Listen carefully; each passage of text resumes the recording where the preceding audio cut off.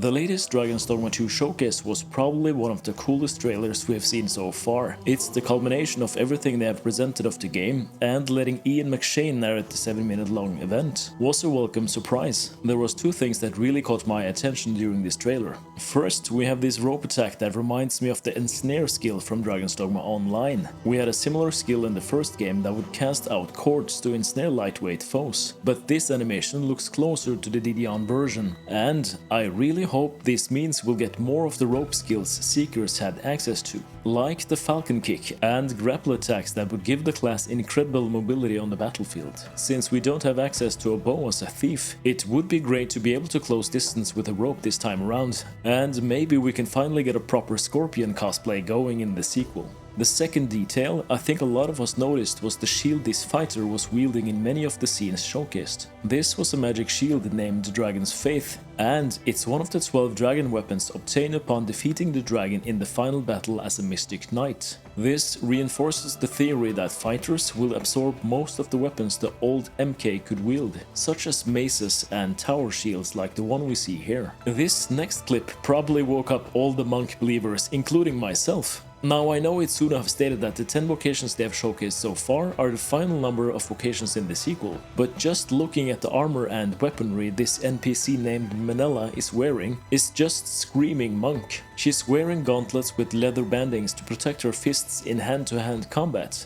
and she's got something that looks like a quarterstaff on her back, also fitting for the monk archetype. The information we got so far is that Manella is a beastren who leads the guard of the Lambent Flame, protecting the High Priestess and her acolytes. What's interesting is that an acolyte is a person assisting a priest in a religious service or procession, further supporting the theory that this NPC might actually be the maester that could teach us the secret monk vocation. That's just my wild theories here.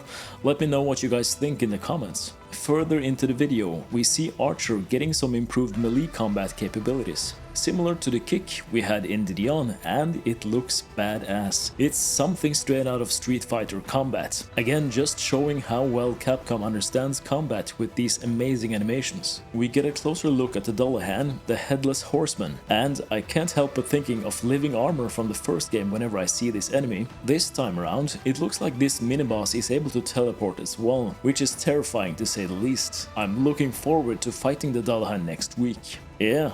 Just let that sink in for a moment. We're gonna play Dragon's Dogma 2 next week. I know we have seen this clip of the warrior fighting the Drake before, but taking a closer look at what's going on in this scene makes me appreciate all the little details this game provides to increase realism and take immersion to the next level. Look at how the entire screen gets saturated as the dragon spews out fire and the smoke that exits from its mouth at the same time. It's just so far ahead of the competition, and I can't really say Elden Ring is even a fair comparison anymore.